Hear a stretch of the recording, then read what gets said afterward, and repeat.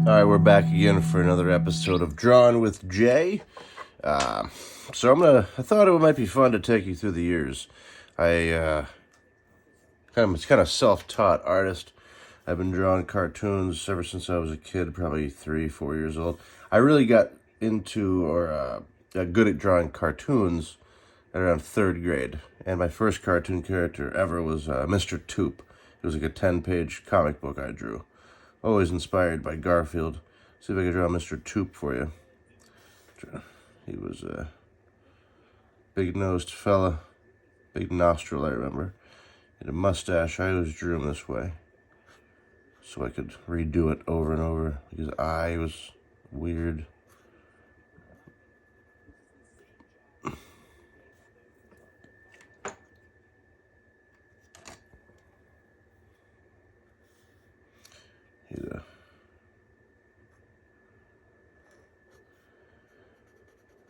It's pretty much how I drew it.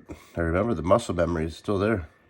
I haven't drawn him since, very long time ago. It was like 1, 2, 3, 4. And then he had a calyx. That's Mr. Toop. It was like, I always had the long T, I remember, for some strange reason. Mr. Toop. And then there was, around fifth grade in Charlton Heights, they had a newspaper, I forget what it was called, the Weekly Bee or something. The Charlton Chatter, that's what it was. And I had a character called Arcadian, which I named after a local street around where I grew up. I don't know why, I just thought it was a cool name, a cool word.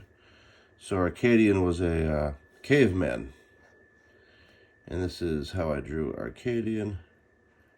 Very inspired by Garfield. He was a bald caveman. Big ear. This is his mustache. He had like a neck, went right into the shoulder. And that's where his little outfit was. What do you call it? A onesie? I don't know. What do you call it? And he had like a weirdly big arms and like a thumb. And I remember he had like 6 fingers. 1, 2, 3, 4, 5, 6. It was an important feature because he was a Cro-Magnon man, At that age, I thought maybe they had more fingers back then. I don't know why. But that's Arcadian. It was pretty simple. Just a straight bottom. And his feet, or his toes were like that. I think it was pretty much like what it was. That's Arcadian. All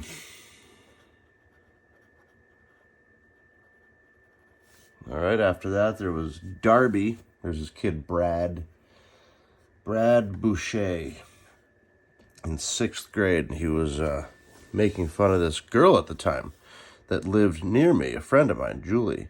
And I couldn't stand it. He was just being really rude. And if I remember correctly, it was like, I made a cartoon. It was the first time I ever did a caricature-esque thing where it was like based on somebody. And it ended up looking just like him enough. This will be close to what it was like. It was like I put a lot of effort into making every detail stand out. He had a lot of teeth when he smiled. He was like a really vicious kid. Really mean, really evil. At the time, he was probably just a kid with a hard life, or home life. At the time, I didn't know that. He was just taking it out on all of us at school. But I didn't know how to react either. My upbringing in the household wasn't all that great myself. So, I just fought with cartoons versus getting into an actual fight, which I used to do a lot. Earlier, like in 2nd, 3rd, and 4th grade, I would get in fights all the time. I was always in the principal's office, always in detention. My mom was always called. It was crazy until I started drawing cartoons. But I used the talent to hurt these kids' feelings, kind of like a Robin Hood situation. That was Darby. Yeah, I don't want to say I'm not proud of it, but I mean, I wouldn't do it again. But that's what happened. I'm just being honest. I was in 6th grade. You know what I mean? I didn't know there would be a podcast at some point in my life. Then there was Jake Ook. Kind of looked like Calvin from Calvin and Hobbes. So I didn't really last too long. That wasn't even the nose. I'll have to use that for something else somehow. But Jake Ook was the guy. He had glasses. That's right. It was always the profile.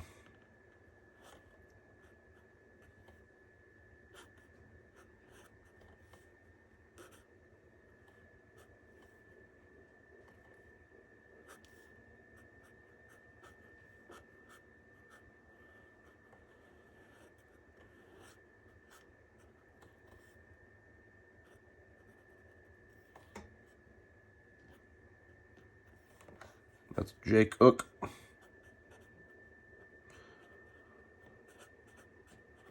That'd be my main cartoon character for many, many years. It's obviously a take on me, a bit autobiographical. He starred in a book called The Good Old Days.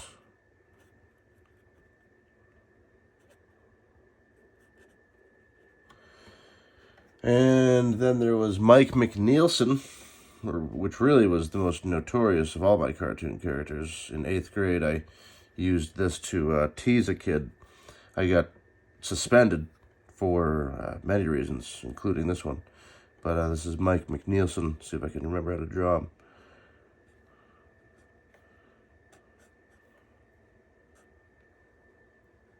I still got the book. Good old friend of mine, Nate Duell, was one of the last people I know who had a copy of this 105-page book that I made, featuring Mike McNeilson, and he was nice enough to give it back to me so that I could make copies. I fully intend to give it back to him for being so cool and keeping it safe for me all these years.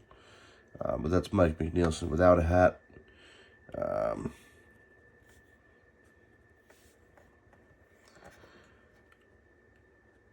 He was a portly fellow. The way I drew him then, you know, times have changed. But again, you got to remember, I was in 8th grade.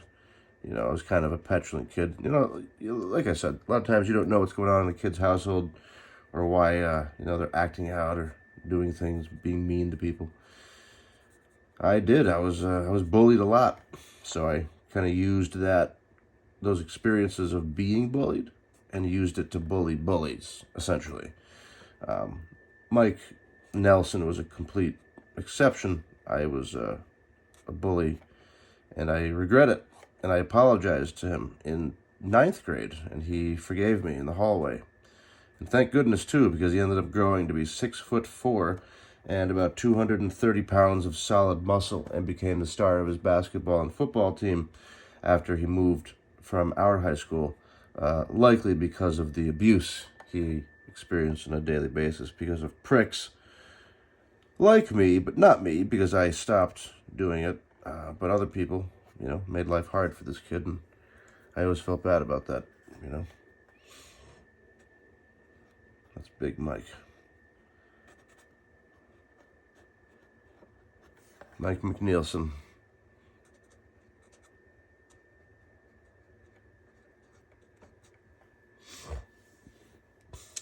Great guy. Then there was Cal Hempstead. I kind of forget what he looked like. I'm trying to think. Oh. I kind of got into doing these ghost-like eyes at that age. It's like mid-2000s.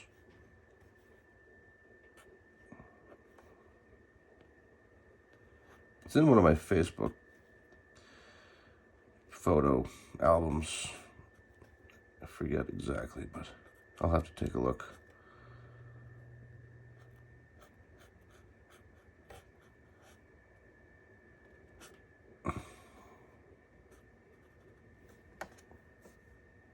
That's Cal Hempstead, always with a wry smile, kind of like me. Not like I'm being wry, just, you know, I don't fully find things funny often or amusing. I see that, you know, they're amusing, but I'm not floored by them. A lot of times when I type LOL, I'm not at all LO or L'ing for that matter. But it's fine. This is Cal Hempstead. No, it was Hempstead. That's right. There was a character named Paul. Can't use the nose for that guy. I don't know what this is going to be. I'll just have to figure something out. Let's see.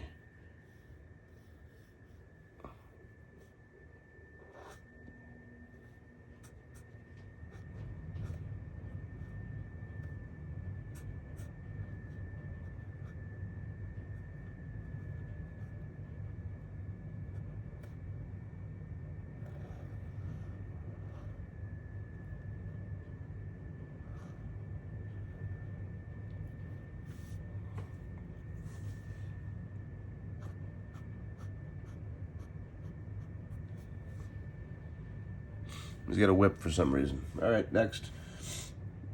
Let's see. Paul was from a comic I drew called Country Club. If I can remember how to draw it. He's a big snotty-nosed guy.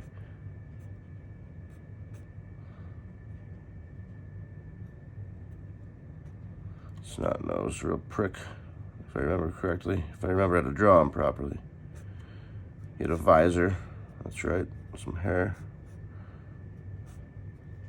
This was when I lived in Georgia. I was 20 years old.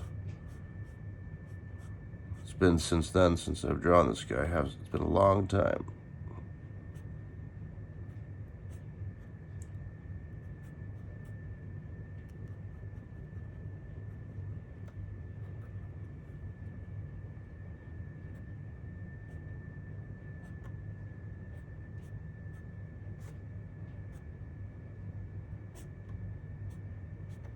Premise of this cartoon is that they were all rich. There were 3 friends that were super rich: doctor, lawyer, and a psychiatrist.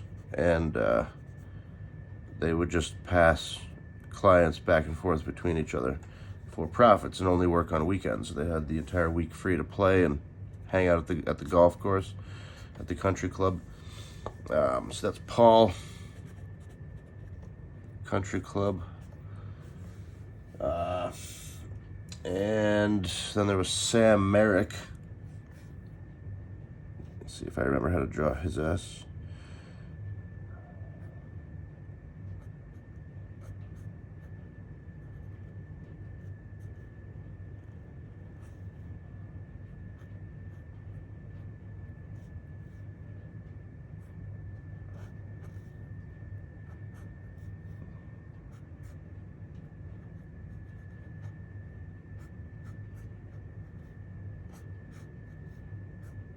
Sam Merrick was supposed to be a representation of America, essentially. Redneck at the time, you know. George Bush was in office. Barack Obama was just taking over. The world was still reeling from 9/11. So a lot of people had opinions. I had opinions. Mine have changed since in a lot of ways, for a lot of reasons. Love to share them with you. If you'd like to call into the podcast, let me know. This was Sam Merrick. He's actually thicker than that, but that's fine. His neck was thicker, but I kind of forget. Now, if I could remember how to do this, this next character is called Tuna Pete, which everybody hated, but I still love Tuna Pete. Let's see if I can remember how to draw him.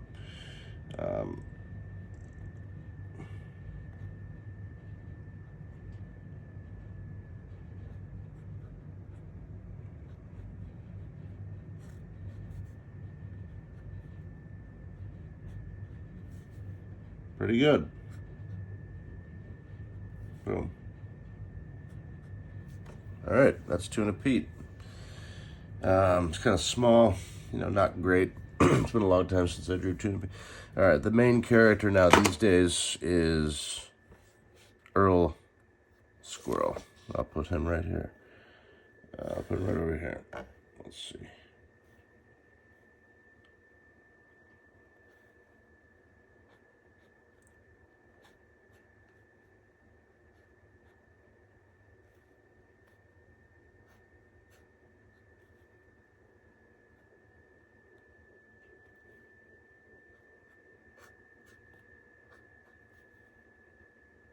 All right, and then we have the cheek, the other eye, the outer eye, the other cheek.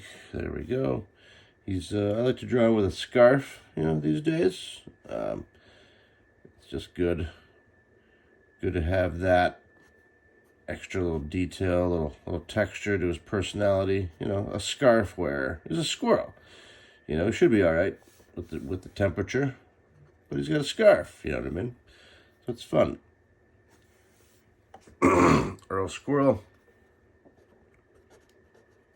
And then Turtlehead.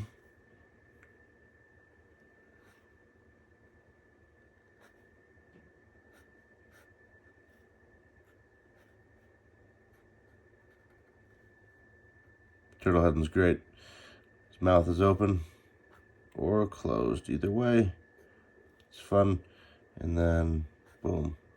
He's got a shirt too. Because why would a turtle have a shirt? To me, it's funny.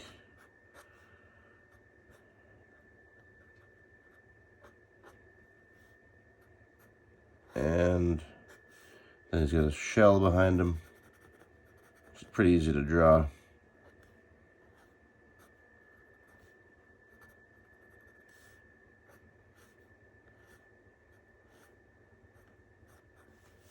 Boom. That's Turtlehead. I'll just put TH. All right. And then there's Jeezum Crow. Definitely one of my favorite characters of all time. It's this guy.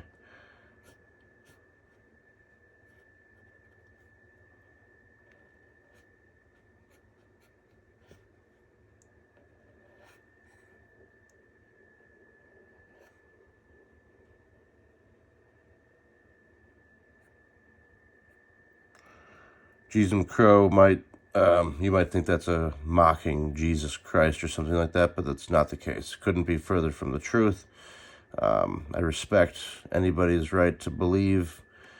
I don't personally. I'm a heathen, a godless heathen, as my estranged mother would say. But it's not true. I just believe in a different kind of power. I'm definitely an atheist. Theist is the root word there. I'm definitely an atheist. But there is something that I believe in, and it's not nothing. So you can't say that I'm a heathen, really. I just joke, or I'm being sarcastic because it's not true. I have more values than more people who call themselves Christian or of any faith. So you can take that to the bank. Mainly it centers around freedom and peace and quiet too. This is Jeezum Crow, almost done. I love drawing this guy. It's so fun to do shadow, and then mostly it's colored in because crows are black, jet black. So they have a really awesome, reflection off the top of their feathers. Hard to achieve with an ink pen, but I'm trying it. I'm attempting it.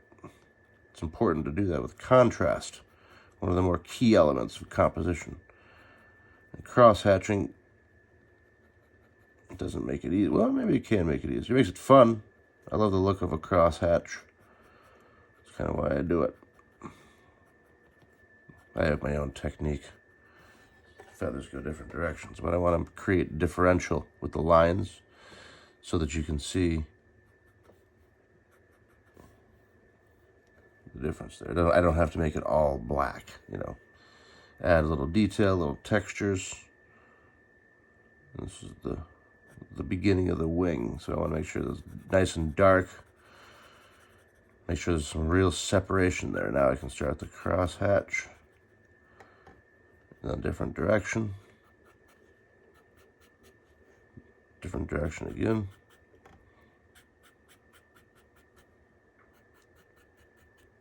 Boom, now I've got texture. This wing, I want to just have all the feathers go up and down.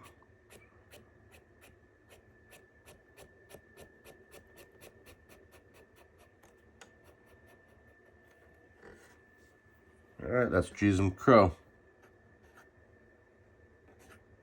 And we can call that my signature.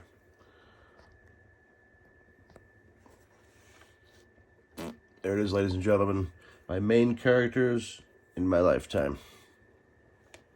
There they are. And finally, my newest signature. There's been 1,000, but there it is.